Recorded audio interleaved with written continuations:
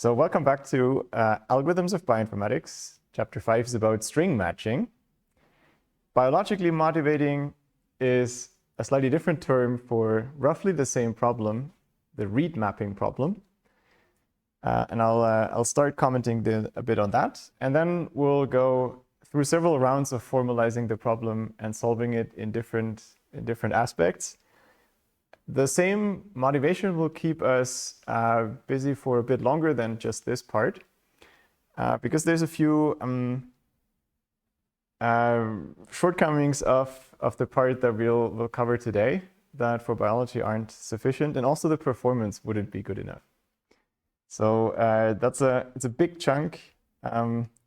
Also, all developed in the last 25 years. So it's compared to some other algorithms that we covered here and that you cover elsewhere is fairly recent stuff. What's the read mapping problem about? So you may remember from last unit that we were looking at genome assembly and the exploding newspaper problem as a metaphor for what this puzzle is looking like. You have these many short fragments and you're trying to reassemble a genome from that. The technical term for this approach, by the way, is shotgun sequencing, and that's the official term that people use, where the shotgun corresponds to the many small bits. You're somehow breaking your DNA into these small pieces, and you only read off the small pieces. The puzzle, the burnt pieces of newspaper, the short segments, are called reads in this context. That's the pieces of DNA that you can read. I think I've used that term in the previous unit as well. But here it comes up in a slightly different context. But remember, these are just these snippets of DNA. In terms of the scale, if we stay with human genomes, you'll know if you wake up in the middle of the night, the number of nucleotides in the human genome is roughly 3 billion. It's a good number to keep in mind. To make any of these techniques from last time work at all, you probably want to cover every position 30 times. And people often do a bit more to be on the safe side, because I showed the videos last time about these sequencing machines. They often produce much more than that in just one go, so you might as well. But a reasonable lower estimate might be 30x coverage. So having every position should be covered by, on average, 30 little fragments. That means that's 300 million little reads, each of a few hundred characters. So roughly, if you don't compress it, already 60 gigabyte of raw data. That's just the reads. Now, these you would want to feed into the algorithms from last week to assemble a genome. And indeed, for genome sequencing, also from some species that have larger genomes than humans, the main bottleneck is not the lab techniques, the main bottleneck is the computational part. So luckily, we don't always have to do that. We now have, for humans at least, a reference genome that we can somehow try to make use of. Whereas this was called de novo sequencing, so sequencing from scratch, as if we knew nothing. Maybe we don't have to do that all the time. And there's another motivation for why we may not want to do de novo sequencing all the time. That is how full genome sequencing is actually used for medical applications. It turns out that having the full sequence of your genome is great, but is also overwhelming. For medical diagnoses, we wouldn't even know so well what to do with this full genome. What is much more helpful for very specific kind of diseases or genetic mutations that are known to cause problems is much more localized. So to make it more concrete, there's a specific example that's explained with a bit more context in the book, is some form of disability of mental retardation called the Odo syndrome. And people trace down from patients suffering from this and comparing their genomes, that it's a single mutation that causes a specific protein to be cut short. Essentially, we know now that this means there's a stop codon where there shouldn't be one. And these can be caused by changing a single letter in the genome. And this is indeed something that happens occasionally because a single mutation is not as unlikely as larger changes. And biologists call it a single nucleotide polymorphism, or a SNP. And these are, in this case, indeed causing or indicating this specific syndrome. And there's other examples. So if there was a way for, say, a person to sequence their genome and just check for these specific single base replacements, that often is enough to detect certain genetic diseases. We don't really need the full sequencing of the genome. For many cases, we wouldn't even make use of that. So let's try not to do that, and instead imagine the slightly simpler task.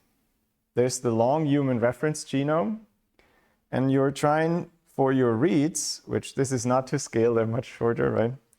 You're just trying to find the best place where they match. And maybe in this matching process, you detect, it matches but one character. And then that can be by looking up where certain genes are located in the reference genome, where we have all that information. We can try to identify or check for specific genetic diseases.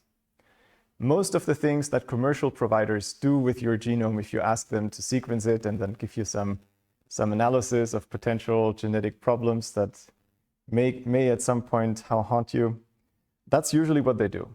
And that's usually all they do. That's my current state of knowledge anyways.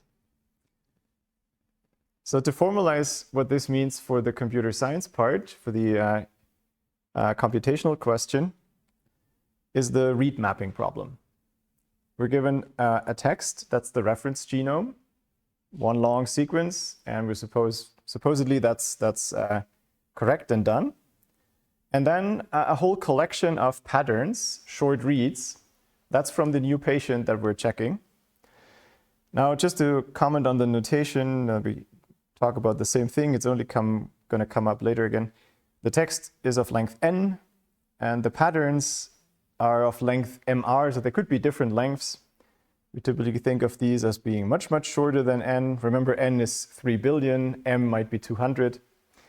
But the number of reads, the little p, this might also be big. That was 200 million in the human genome example. I'll write p as the vector, as an array of all the patterns, and each of the patterns itself is a vector or an array of characters, of nucleotides in our case. So to have a bit more convenient notation, PR is one pattern, and P is the collection of all patterns. Okay. So that's the input. What are we trying to find? We're trying to find the best matches for these reads in the genome.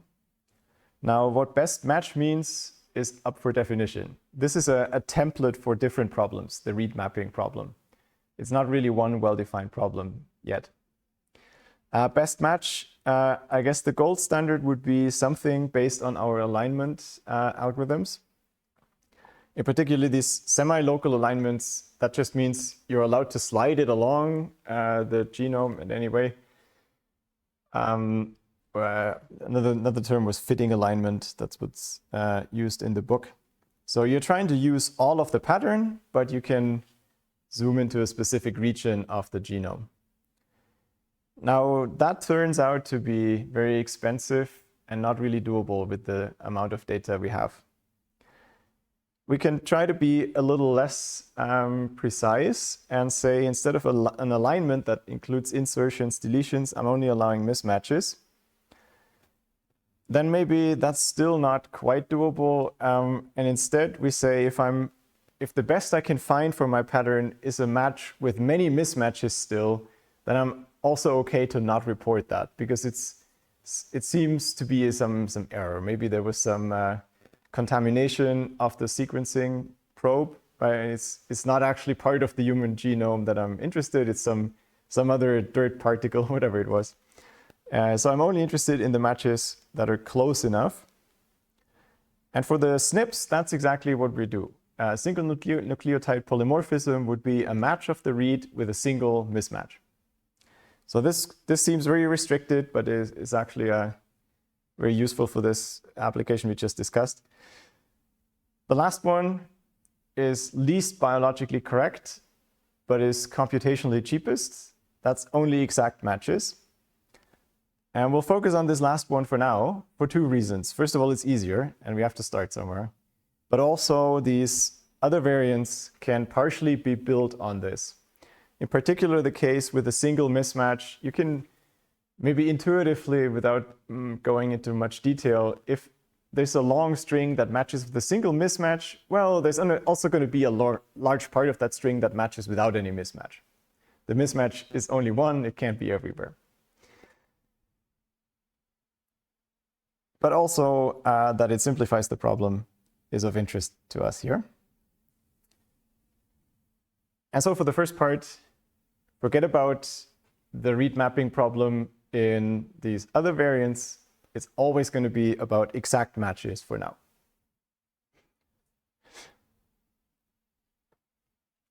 That problem is generally known as string matching or pattern matching, and is a still well-studied problem. To be able to talk about it without making any ambiguous statements, excuse me. Let's introduce some notation for that. I'll keep things general, except for some cases where we'll restrict to the parameters that are interesting for our bioinformatics context. All the strings come from some alphabet, that's just the allowable letters, and the size of the alphabet sometimes pops up, that's this little sigma. I think all the algorithms essentially assume that these are just numbers, so the first sigma integers.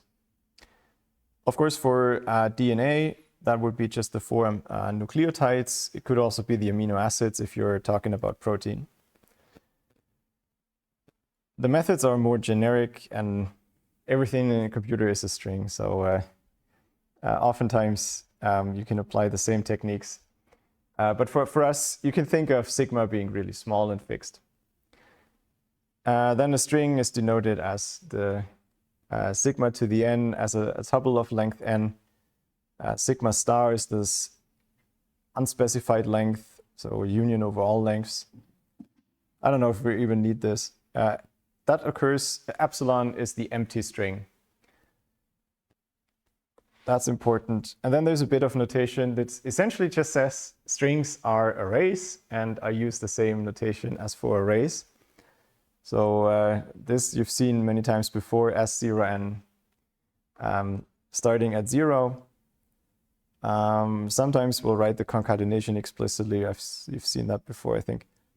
Substrings is important, so we'll talk about some starting index and an exclusive end index.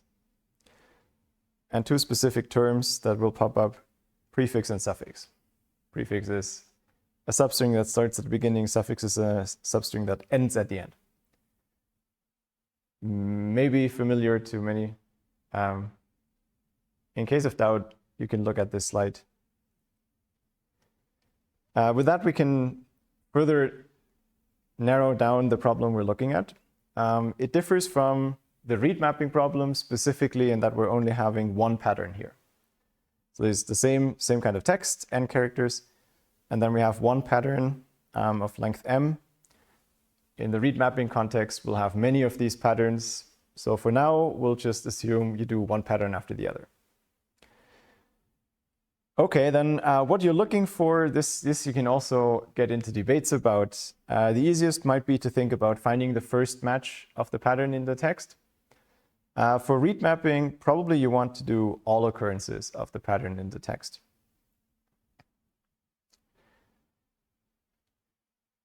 If the pattern does not occur at all, then we return some dummy value. All right. Maybe also keep that in mind. The way the notation is defined, you can quickly say a length m substring of the text starting at I is this. So if that's the same as the pattern, that's a match. Okay. Now, in undergrad modules, you would spend a bit more time on explaining this one bullet, how to do it trivially.